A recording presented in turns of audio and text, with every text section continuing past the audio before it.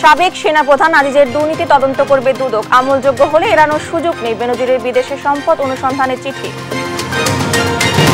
সরকার বহু আজিজ বেনজির তৈরি করেছে, অভিযোগ ফখরুলের। 2 কর্মকর্তার অপসারণ প্রমাণ করে সরকার খোঁজ রাখে, বললেন কাদের। অস্ত্রের পেছনে নয়, জীবনমান উন্নয়নে অর্থ ব্যয় করতে বিশ্ব সম্প্রদায়ের প্রতি আহ্বান প্রধানমন্ত্রীর। আলোচনার মাধ্যমে সমাধানের তাগিদ। জট খোলেনি এমপি আনার হত্যার, ডিএনএ টেস্টে নমুনা দিতে কলকাতা যাচ্ছে মেয়ে ডরিন। মূল পরিকল্পনাকারীকে ফিরিয়ে আনার চেষ্টায় পুলিশ।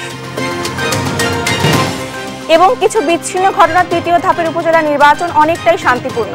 ভোটার উপস্থিতি 35%, জানালেন প্রধান নির্বাচন কমিশনার। সংবাদপত্রে দেখছিলেন একেএস টিম টিপার সংবাদ শিরোনাম, সঙ্গে আছি আমি রানা ইসলাম। এবার বিস্তারিত। সাবেক সেনা প্রধান জেনারেল অবসরপ্রাপ্ত আজিজ আহমেদের দুর্নীতির তদন্ত চেয়ে দুর্নীতি দমন কমিশনে আবেদন করেছেন সুপ্রিম কোর্টের এক আইনজীবী। আর দুদক চেয়ারম্যান বলছেন বিধি মোতাবেকই তদন্ত হবে, অভিযোগ তফসিলভুক্ত হলে এড়িয়ে যাওয়ার সুযোগ নেই বলেও জানান তিনি। সাবিনা মজুমদার মাজহারুল ইসলামকে সাথে নিয়ে আরও জানাচ্ছেন মহিউদ্দিন আহমেদ। দায়িত্বে থাকাকালীন সময়ে ক্ষমতার অপব্যবহার করে সাবেক সেনাপ্রধান আজিজ আহমেদ তার ভাইকে বাংলাদেশে অপরাধমূলক কার্যকলাপের জন্য জবাবদিহি এড়াতে সাহায্য করেছেন। আর এটা করতে গিয়ে তিনি সরকারি প্রক্রিয়ায় হস্তক্ষেপ করে উল্লেখযোগ্য দুর্নীতিতে জড়িয়েছেন এমন অভিযোগ এনে সম্প্রতি জেনারেল আজিজ আহমেদের উপর নিষেধাজ্ঞা আরোপ করে যুক্তরাষ্ট্র। এর ফলে তিনি ও তার পরিবারের কেউই যুক্তরাষ্ট্রে প্রবেশ করতে পারবেন না।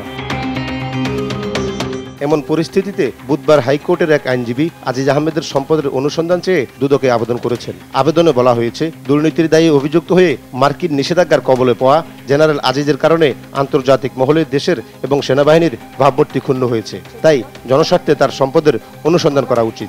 সেনাবাহিনীতে থাকা অবস্থায় উনি কি ধরনের ক্ষমতার অপব্যবহার করছিল, কি ধরনের দুর্নীতি করেছিল, এর কারণে জাতীয় আন্তর্জাতিক পরিমণ্ডলে বাংলাদেশ সেনাবাহিনীর ভাবমূর্তি ক্ষুণ্ণ হয়েছে। এমনকি দেশে বিদেশে সব জায়গায় বাংলাদেশ সেনাবাহিনীর ভাবমূর্তি ক্ষুণ্ণ হয়েছে। আজিজ আহমেদের দুর্নীতির অভিযোগ অনুসন্ধানের জন্য আমরা দুর্নীতি দমন কমিশনে একটা চিঠি প্রদান করি। আর দুদক চেয়ারম্যান বলেছেন, জেনারেল আজিজের বিরুদ্ধে যে অভিযোগ এসেছে তা খতিয়ে দেখা হবে, তফসিলভুক্ত হলে এড়িয়ে যাওয়ার সুযোগ নেই বলেও জানান তিনি। আমাদের দুদকের শিডিউলভুক্ত যদি কোনো অপরাধের অভিযোগ থাকে, দুদকে তো ওটা আমাদের নেওয়া ছাড়া তো বিকল্প কিছু নেই। আমরা দেখবো, অভিযোগটা পরীক্ষা করে দেখবো, যত অভিযোগ আছে সব অভিযোগই আমরা পরিচালনা করা হয়, সেটাও করা হবে। অবসরে যাওয়ার আগে জেনারেল আজিজ জুন 2018 থেকে জুন 2021 সাল পর্যন্ত সেনাপ্রধানের দায়িত্ব পালন করেন। এর আগে তিনি বিজিবি প্রধানের দায়িত্ব পালন করেছেন। মহিউদ্দিন আহমেদ, দেশ টিভি, ঢাকা। পুলিশের সাবেক মহাপরিদর্শক বেনজির আহমেদ ও তার পরিবারের সদস্যদের বিদেশে সম্পদ আছে কিনা সে অনুসন্ধানে নেমেছে দুর্নীতি দমন কমিশন। এজন্য Bangladesh financial intelligence unit BIFU-কে চিঠিও দেওয়া হয়েছে। সংস্থার আইনজীবী খুরশিদ আলম খান জানিয়েছেন, সাবেক আইজিপির বিষয়ে সব অনুসন্ধান শেষ করেই মামলা করবে দুদক। আরও জানাচ্ছেন মাহমুদ হাসান। এখন পর্যন্ত সাবেক আইজিপি বেনজির আহমেদের পরিবারের 621 বিঘা জমি, 19টি কোম্পানির শেয়ার, গুলশানে 4টি ফ্ল্যাট, 30 লাখ টাকার সঞ্চয়পত্র, 33টি ব্যাংক হিসাব এবং 3টি বিও হিসাব পেয়েছে দুদক। আদালতের আদেশে এসব সম্পদ জব্দ ও অবরুদ্ধ করা হয়েছে। দুদক বলছে, অস্ট্রেলিয়া, কানাডা, সিঙ্গাপুর ও সংযুক্ত আরব আমিরাতের দুবাইয়ে বেনজির পরিবারের সম্পদ থাকতে পারে বলে ধারণা করছে তারা। প্রাথমিকভাবে বিভিন্ন সূত্রে তারা কিছু তথ্য পেয়েছে। সম্পদ আছে কিনা সে বিষয়ে সুনির্দিষ্ট তথ্য পেতে BFIU-কে চিঠি দেওয়া হয়েছে। অনুসন্ধান কার্যের অংশ হিসেবে 2 দফায় ওনার প্রপার্টি, বেশ কিছু প্রপার্টি, অ্যাপার্টমেন্ট এবং ক্রয় করা হয়েছে, ব্যাংক অ্যাকাউন্ট জব্দ করা হয়েছে এবং আরও তথ্য উপাত্তের জন্য বিভিন্ন সংস্থার কাছে দুর্নীতি দমন কমিশনের পক্ষ থেকে আইনিভাবে চিঠি দেওয়া হয়েছে। যেমন বাংলাদেশ ফিনান্সিয়াল ইন্টেলিজেন্স ইউনিট, আর্থিক অপরাধের যারা তদন্ত করে তাদেরকে তথ্যপত্র চাওয়া হয়েছে। সাবেক আইজিপির অবৈধ সম্পদের খোঁজ পাওয়া মাত্র তার জব্দে দুদক পদক্ষেপ নেবে বলেও জানান আইনজীবী। ওনার অন্য কোনো প্রপার্টি আছে কিনা বা কোথাও কোনো টাকা সরিয়ে নিয়েছেন কিনা সে ব্যাপারেও আপনার খুবই গুরুত্ব সহকারে আপনার এক্সামিন করা হচ্ছে প্রত্যেকটা ডাটাগুলো এবং ওনাদেরকে ব্যক্তিগতভাবেও ওনাদেরকে চিঠি দিয়ে ডাকানো হয়েছে। বেনজির আহমেদ, তার স্ত্রী ও 3 মেয়েকে জিজ্ঞাসাবাদও করবে দুদক। আগামী 6 জুন বেনজির আহমেদকে এবং 9 জুন তার স্ত্রী জিশান মির্জা ও 3 মেয়েকে ডাকা হয়েছে। মঙ্গলবার তাদের জিজ্ঞাসাবাদের অনুমতি দেয় কমিশন। মাহমুদ হাসান, দেশ টিভি, ঢাকা। বর্তমান সরকার দেশে অসংখ্য বেনজির আজিজ তৈরি করেছে বলে অভিযোগ করেছেন বিএনপির মহাসচিব মির্জা ফখরুল ইসলাম আলমগীর। বলেন, এরাই দেশকে লুটপাট করে খাচ্ছে। এদের সৃষ্টির দায়ে সরকারের পদত্যাগ করা উচিত। বিস্তারিত সাইফুল রিপনের প্রতিবেদনে। বিএনপির প্রতিষ্ঠাতা জিয়াউর রহমানের ৪৩তম শাহাদাত বার্ষিকী উপলক্ষে রাজধানীর ইনস্টিটিউশন অব ইঞ্জিনিয়ার্সে আলোচনা সভার আয়োজন করে বিএনপি।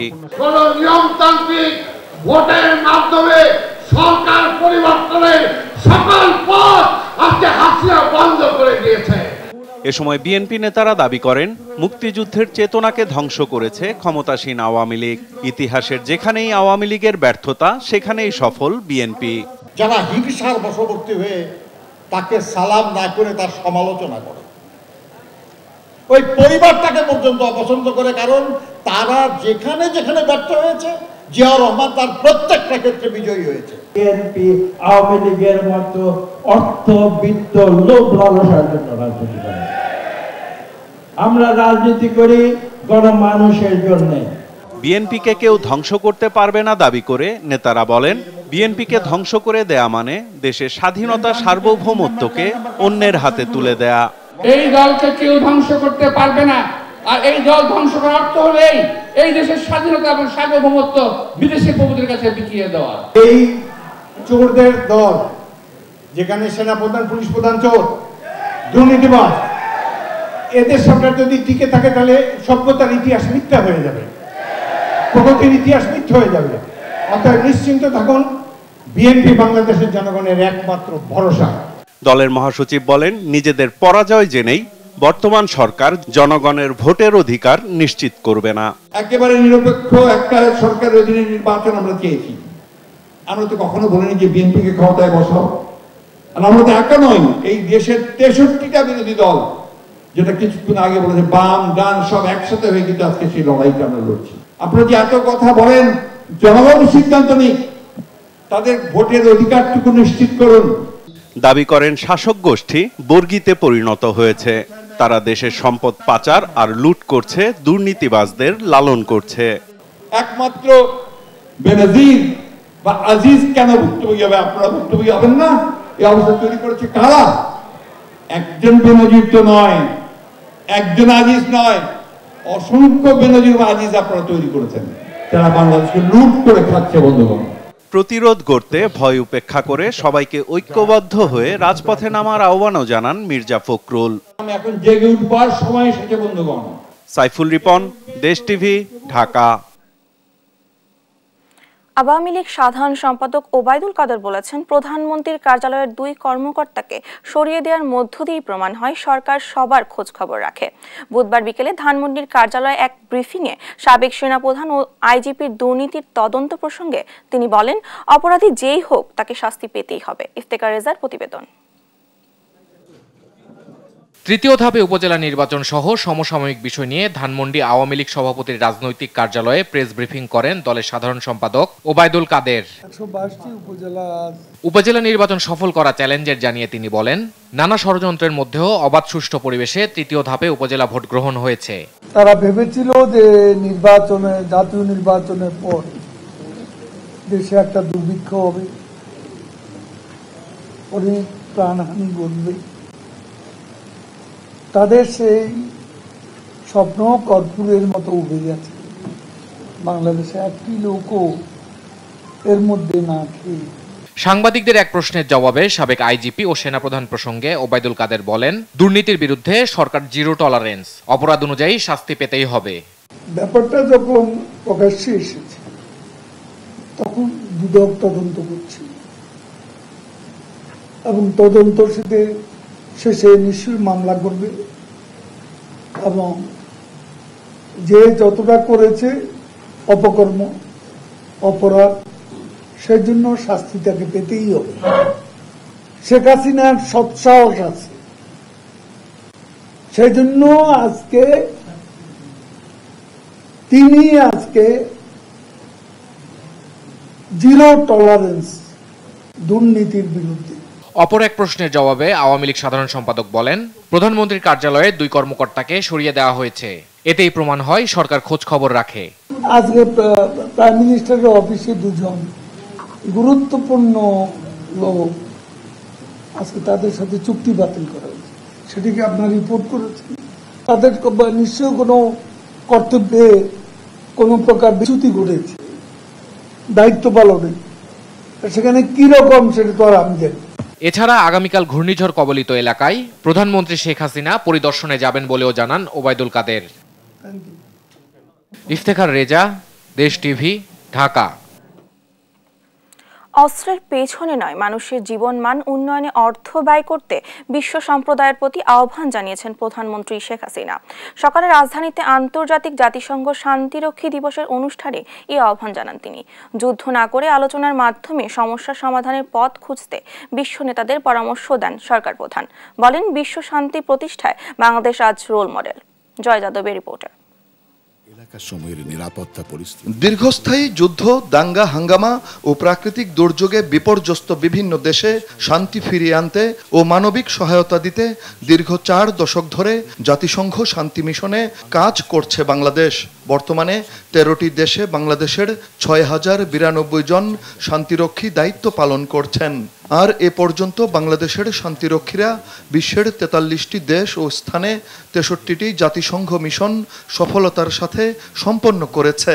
এই কার্যক্রমে শহীদ হয়েছেন বাংলাদেশের মোট 168 জন শান্তিরক্ষী, আহত হয়েছেন 266 জন। জাতিসংঘ শান্তিরক্ষা মিশনে অংশগ্রহণকারী বাংলাদেশ সহ বিশ্বের সব দেশের শান্তিরক্ষীদের এই অসামান্য অবদান স্মরণ করতে প্রতি বছর পালন করা হয় আন্তর্জাতিক জাতিসংঘ শান্তিরক্ষী দিবস। বুধবার সকালে রাজধানীর বঙ্গবন্ধু আন্তর্জাতিক সম্মেলন কেন্দ্রে দিবসের অনুষ্ঠানে যোগ দেন প্রধানমন্ত্রী শেখ হাসিনা। এ সময় 3 জন আহত শান্তিরক্ষীকে সম্মাননা তুলে দেন বঙ্গবন্ধু কন্যা। বাংলাদেশের শান্তিরক্ষীরা প্রশংসার সাথে দায়িত্ব পালন করছে উল্লেখ করে প্রধানমন্ত্রী বলেন, বিশ্ব শান্তি প্রতিষ্ঠায় বাংলাদেশ অনুকরণীয়।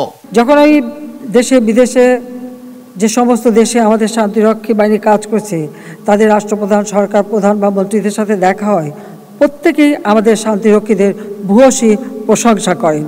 সরকার প্রধান বলেন, বিশ্বের বিভিন্ন স্থানে চলমান যুদ্ধ মানবজাতির কোনো কল্যাণ বয়ে আনছে না। বিশ্বের বিভিন্ন প্রান্তে দ্বন্দ্ব, সংঘাত, যুদ্ধ আজ বিশ্ব শান্তি বিঘ্নিত করছে। রাশিয়া ইউক্রেন যুদ্ধ, গাজা ইসরায়েলে হামলা, হাজার হাজার নিরীহ মানুষের মৃত্যু, সেখানে গণহত্যা চলছে, মিয়ানমারের রোহিঙ্গা জনগোষ্ঠী জোরপূর্বক বাস্তুচ্যুত করা ইত্যাদি মানবজাতির জন্য এক ভয়াবহ পরিস্থিতির সৃষ্টি করেছে। আমরা যুদ্ধ চাই না, শান্তি চাই। অস্ত্র প্রতিযোগিতায় লিপ্ত না হয়ে জলবায়ুর অভিঘাতে ক্ষতিগ্রস্ত দেশ এবং বিশ্বের ক্ষুধার্ত মানুষের পাশে দাঁড়াতে আহ্বান প্রধানমন্ত্রীর।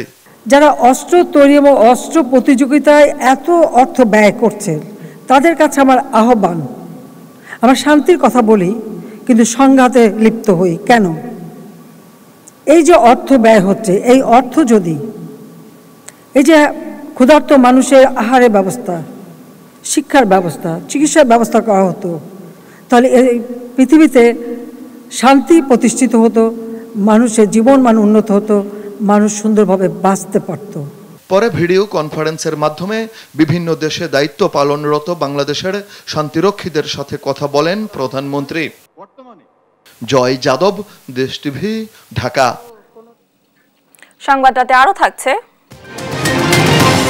ডিমের বাজারে ওমেগা 3 নাম দিয়ে প্রতারণা, অর্গানিকের প্রমাণ না মিললেও দাম হচ্ছে দ্বিগুণ।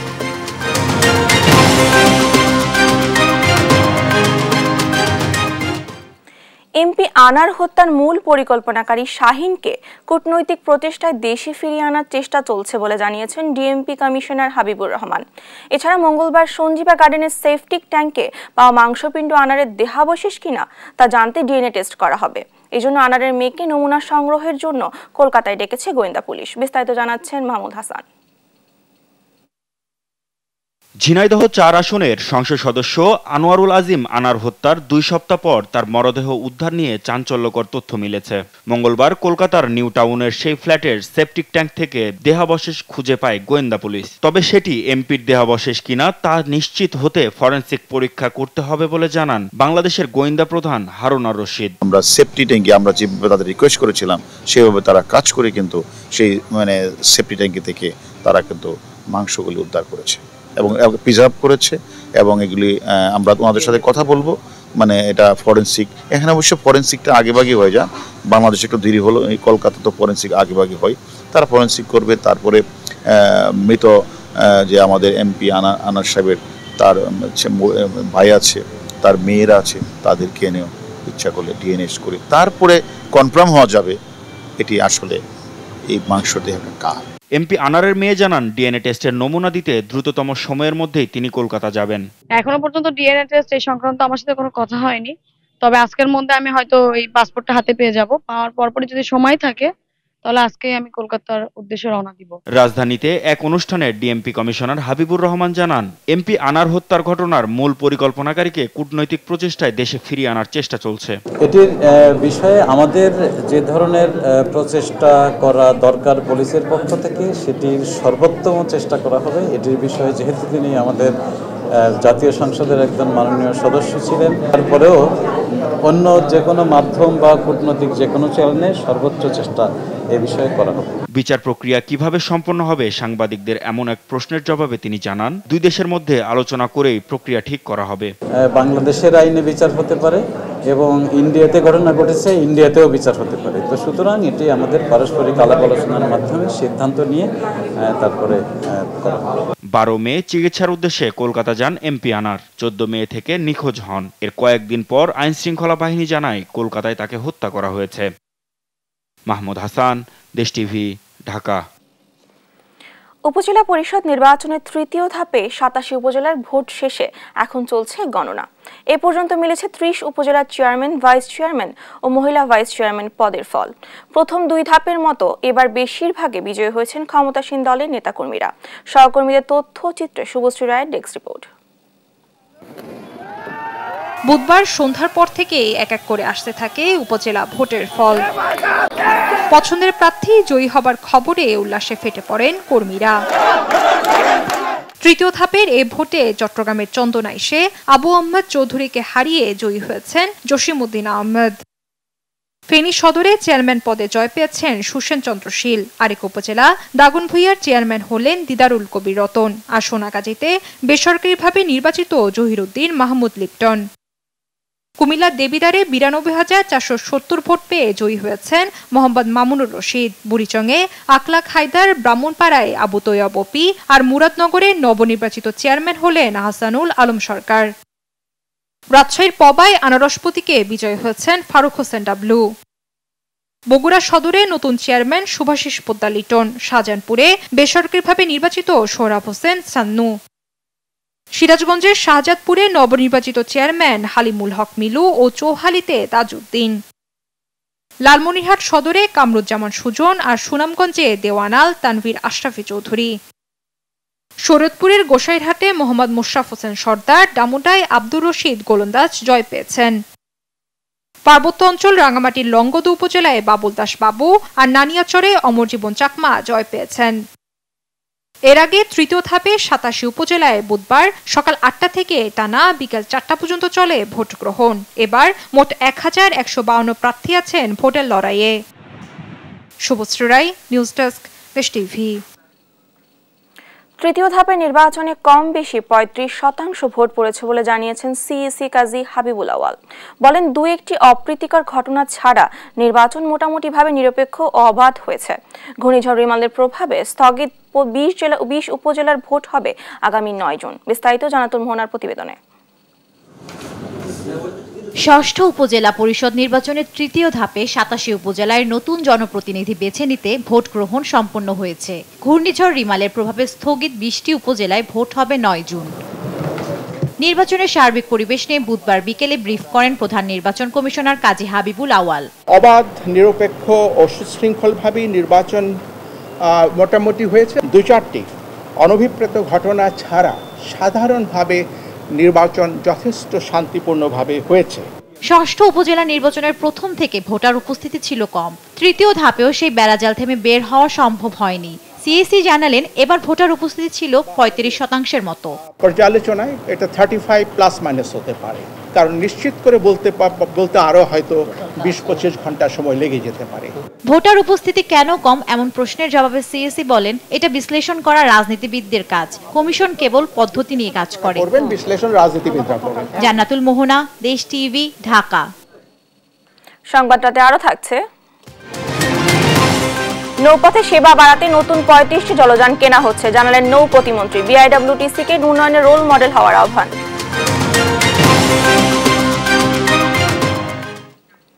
প্রতারণার আরেক নাম ভিটামিন সমৃদ্ধ ডিম। ওমেগা-3, হোয়াইট এগ এবং অর্গানিক নামে প্রায় দ্বিগুণ দামে বিক্রি হচ্ছে মোরগজাত ডিম। সুপার শপগুলোতে বাড়তি দাম রাখলেও ডিমের গুণ বা মানের বিষয়ে কোনো তথ্য প্রমাণ দেখাতে পারেনি, কোনো সার্টিফিকেট নেই সরবরাহকারী প্রতিষ্ঠান রেনেটা এগ্রোর কাছেও। এমন প্রতারণার চিত্র ধরা পড়েছে ভোক্তা অধিদপ্তরের অভিযানে। নিয়াজ মোর্শেদের প্রতিবেদনে।